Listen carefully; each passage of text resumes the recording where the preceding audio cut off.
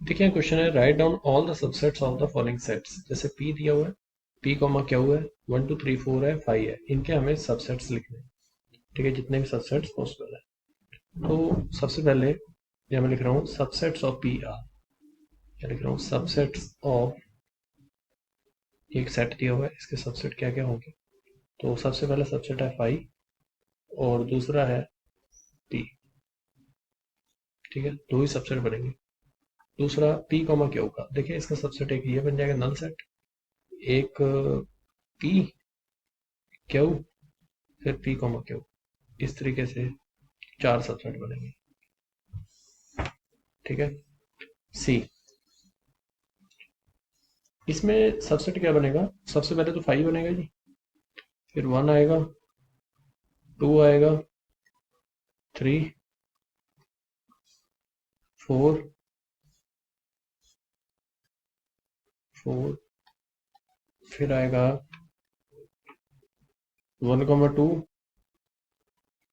1,3, 1,4, 2,3, 2,4। ठीक है, अब कई बच्चे कहते हैं 2,1 भी लिख दो। 2,1 तो ऑलरेडी है, ये 1,2 को 2,1 बोल सकते हो। फिर 3,4, 1,2,3, 2,3,4, 3,4,1, 4,1,2 और लास्ट है 1 2 3 4। ठीक है, तो ये सारे सबसेट्स है। 2 की पावर 4 यानी 16 सबसेट बनेंगे टोटल। टी 5 का एक ही सबसेट 5 होती है। ठीक है, नेक्स्ट देखिए क्वेश्चन दिया गया if the number of elements in the power set of set A is 128 then find the number of element in the set A. देखिए बहुत ही सिंपल क्वेश्चन है। जो पावर सेट है उसमें 128 एलिमेंट है। ठीक है, अगर सेट में n एलिमेंट होते हैं तो पावर सेट में 2 की पावर n एलिमेंट होते हैं। तो ये 2 की पावर n को इससे इक्वल कर देंगे, तो जाएगा 2 की पावर 7, 2 को 7 टाइम्स मल्टीप्लाई करेंगे और 28 आएगा। यहाँ से कंपेयर करके n इक्वल टू क्या आ गया? 7। ठीक है जी, ऐसे ही नेक्स्ट क्वेश्चन है, बहुत सिंपल क्वेश्चन है। देखिए क्वेश्चन दिया गया if A subset of B and B belongs to C then A belongs to C, is this statement true? क्या ये स्टेटमेंट सही है? देखिए ये तो हम कुछ एलिमेंट लेके भी समझा सकते हैं। जैसे ए सेट दिया हुआ है, set A is equal to two, B equal to दिया हुआ है 0,2 और सी इक्वल टू दिया हुआ है 1,0,2। इस तरीके से कॉमा 3। ठीक है, हेयर ए जो है वो बी का सबसेट है, बी बिलोंग करता है सी में। ए बी का बेटा सबसेट तो है, जैसे ये ए है, ये बी का सबसेट है और बी बेटा बिलोंग करता है सी में। बी पूरा पूरा इसके अंदर है, देखिए 0,2 पूरा इसके अंदर प्रेजेंट है, ये बी ही तो है। ठीक है, बिलोंग करता है, सबसेट नहीं बोल सकते आप। ठीक है, क्या ये स्टेटमेंट सही है? तो यहाँ जैसे कहा गया कि ए बिलोंग्स टू सी, क्या ये स्टेटमेंट सही है? ए सी में बिलोंग करता है, ये क्या सी के अंदर है? नहीं है। तो ए डज नॉट बिलोंग्स टू सी, तो ये स्टेटमेंट सही नहीं है। आगे बढ़ते हैं। देखिए क्वेश्चन दिया गया यूनिवर्सल सेट दिया हुआ है 1 2 3 4 5 6 7 8 9। ए दिया हुआ है 1 2 3 4, बी दिया 2 4 6 8, सी दिया हुआ है 3 4 5 6। देन फाइंड, फाइंड क्या करना है? A dash B dash A union C का कॉम्प्लीमेंट, ए यूनियन बी का कॉम्प्लीमेंट, ए कॉम्प्लीमेंट का whole complement, B minus C का कॉम्प्लीमेंट। देखिए ए का कॉम्प्लीमेंट करोगे तो ए ही आएगा। खैर ए डैश निकाल लेते हैं। यूनिवर्सल सेट में से ए को माइनस कर दीजिए, 1 2 3 4 माइनस हो जाएंगे, बचेगा क्या? 5 6 7 8 9, ये आ जाएगा। ठीक है, अब बात करते हैं आगे बी डैश। बी डैश में क्या आएगा? यूनिवर्सल सेट में से 2 4 6 8 हटा दो, 2 4 6 8 हटा दिया, बचा गया 1 3 5 7 9। फिर ए यूनियन सी हमें निकालना है पहले तो, फिर उसको कॉम्प्लीमेंट निकालना है। ए यूनियन सी क्या होगा? 1 2 3 4 5 6। यूनिवर्सल सेट में से इसको क्या कर दो? माइनस कर दो। 1 2 3 4 5 6 को यूनिवर्सल सेट में से जब माइनस करोगे बचेगा क्या? 7 8 9। 7 8 9, तो इसका आंसर आ जाएगा 7 8 9। डी, ए यूनियन बी का कॉम्प्लीमेंट। ए यूनियन बी क्या है? ए यूनियन बी ये है 1 2 3 4 6 8, और इसका कॉम्प्लीमेंट कैसे आएगा? 1 2 3 4 6 8 को माइनस कर दो, तो 1 2 3 4 6 8, इसको माइनस कर दो तो क्या आ जाएगा? 5 7 9। 5 7 9। जैसा कि मैंने बताया, ए का कॉम्प्लीमेंट दोबारा फिर कॉम्प्लीमेंट करोगे तो वही आएगा, तो 1 2 3 4 आ जाएगा इसमें।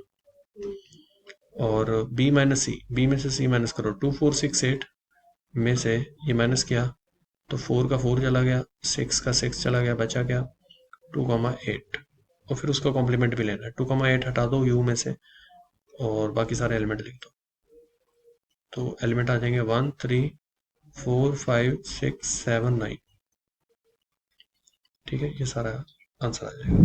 देखिए, ए माइनस बी अगर 5 दिया हुआ है इस क्वेश्चन में और बी माइनस ए 5, इसका मतलब ए और बी में सारे जितने भी एलिमेंट है वो सारे क्या है? कॉमन ही है। तभी तो हम कुछ माइनस करने पे आ नहीं रहा। जितने भी एलिमेंट सेट ए में है वो सारे कॉमन है किसमें? सेट बी में। बी माइनस ए भी यही बात कह रहा है, तो इसका मतलब सिंपल क्या हुआ कि ए और बी दोनों क्या हुए? इक्वल हुए ना। ठीक है, मतलब देखिए, इसका कहने का मतलब क्या है कि ए में से जब बी को माइनस कर रहे हैं तो 5 आ रहा है, यानी कि ये ए है और ये बी है, तो ए माइनस बी करेंगे तो 5 आ रहा है। ऐसा ही केस दूसरा है, फिर अगली बार उल्टा हो गया बी, तो ये तभी हो सकता है जब दोनों क्या हो? इक्वल हो। देखिए क्वेश्चन है, it is true that for any set A and B P A union P B equal to P A union B, justify your answer. Answer अपना जस्टिफाई करिए। ठीक है, अब कोई भी सेट ए एंड बी है, अगर उसका यूनियन हम उन दोनों के पावर सेट का निकाला तो ये आएगा। क्या ये सही है? देखते हैं। लेट कर लो ए इक्वल टू 0,1 और बी ले लो 1,2, कुछ भी ले सकते हैं, दोनों पावर सेट भी ले लो। Power set of A equal to 5, 0, 1, 0,1। ठीक है, पी बी 5 1 2 1,2। चार एलिमेंट इसमें, चार ही इसमें। ठीक है, power set of A, power set of A. तो जैसे कहा गया पावर सेट ए और पावर सेट बी का यूनियन निकाल लेते हैं। पहले ए यूनियन बी निकाल लेते हैं और उसका पावर सेट निकाल लेते हैं। ए यूनियन बी में क्या क्या आएगा? ए यूनियन बी का पावर सेट निकालते हैं। 0 1 2 का पावर सेट, 8 एलिमेंट आएंगे। 5 0 1 2 1,2 0,1 2,0 0,1,2। यह है ए यूनियन बी में। ठीक है, अब बात करते हैं power set of A union power set of B.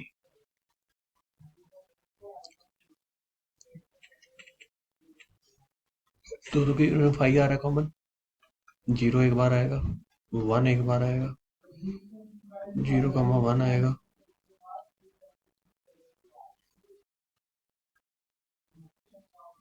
0,1 1,2।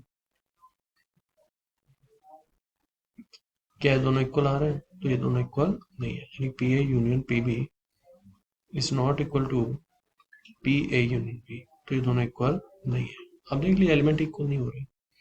इसका एलिमेंट ये सेम आ गया, ये सेम आ गया, 1 सेम आ गया, उसके अलावा 2 सेम आ गया, फिर 0,1 आया इसमें, वो सेम आ गया 1, फिर इसके बाद तो कोई एलिमेंट ही नहीं है ना। देखिए क्वेश्चन दिया गया, let A B X B 3 set such that A का इंटरसेक्शन एक्स के साथ बी का इंटरसेक्शन एक्स के साथ 5 है और ए का यूनियन एक्स के साथ बी का यूनियन एक्स के साथ इक्वल है, then show that A B के इक्वल होगा। ठीक है, देखिए जैसा कि इसने कहा कि ए इंटरसेक्शन बी,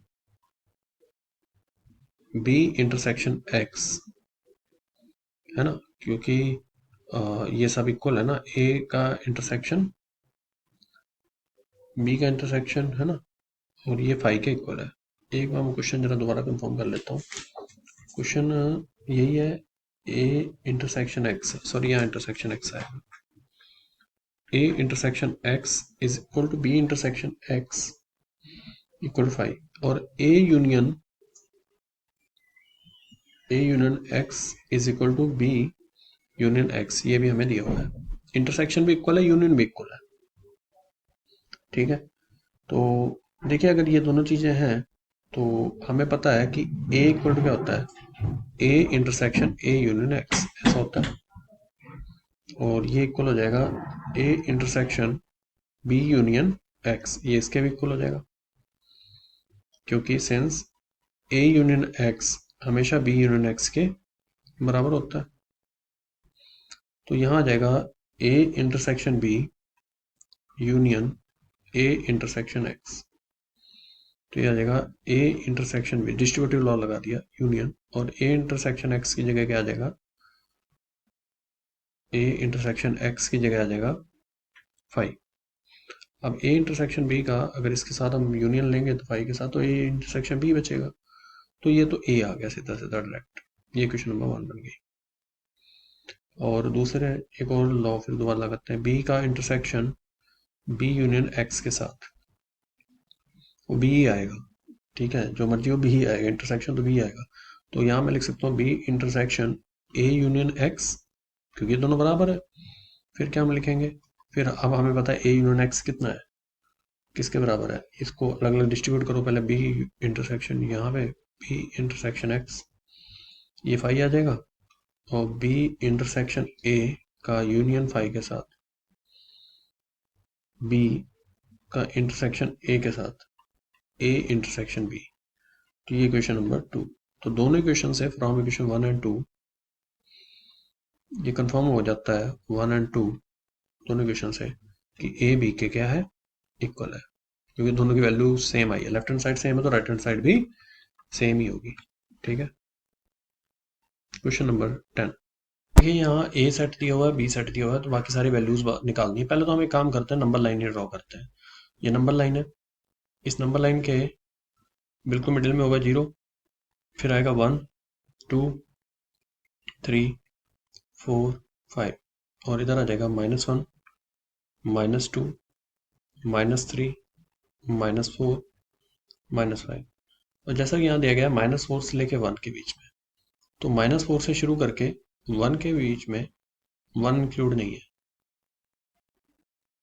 तो ये आ गया -4 से 1। फिर 0 से 3, 0 से 3, ये हम जा रहे हैं 0 से 3, तो यहाँ 0 है, 0 से 3 अगर आप जा रहे हो 3 इंक्लूड नहीं होगा, ठीक है। Then find the value of the following, A intersection B हमें निकालना है सबसे पहले, ये ए है और ये बी है, तो ए इंटरसेक्शन बी में जो कॉमन आ रहा है वो यही आ रहा है सिर्फ, 0 से 1, तो इसका आंसर आ जाएगा 0 से 1, इंक्लूड नहीं करना है। दूसरा ए यूनियन बी, इन दोनों का यूनियन, तो आप शुरू कर दो -4 से, और यूनियन में तो ये सारे आ जाते हैं, जो इंक्लूड नहीं है वो सारा आएगा 3 तक, लेकिन 3 इंक्लूड नहीं होगा। फिर ए माइनस बी, ए में से बी को माइनस करो, देखो ए में से बी माइनस करेंगे पूरा खत्म हो जाएगा, तो यहाँ तक आएगा 0 तक, तो -4 से लेकर, लेकिन 0 इंक्लूड नहीं होगा क्योंकि 0 खत्म हो चुका है ना, डिलीट हो गया वहां से। फिर बी में से ए को माइनस करना है, ये बी में से ए माइनस करोगे तो इसमें से इसको माइनस करोगे तो पूरा खत्म होगा, ये फिर से 1 हटा दे, 1 तो इसमें है ही नहीं खैर, तो 1 से लेके 3 तक जाइए आप, 1 इंक्लूड होगा लेकिन 3 इंक्लूड नहीं होगा। ए यूनियन बी का कॉम्प्लीमेंट, आप ए यूनियन बी ऑलरेडी पता ही आपको यह है, इसका कॉम्प्लीमेंट निकालना है जी। कॉम्प्लीमेंट आप कैसे निकालोगे, तो कॉम्प्लीमेंट जो ये है उसको हटा दो, -∞ से लेके -4, उसके अलावा सारा ले लो। अब फिर 3 से इन्फिनिटी ये आ गया, मतलब 3 इंक्लूड नहीं है तो यहाँ इंक्लूड हो जाएगा।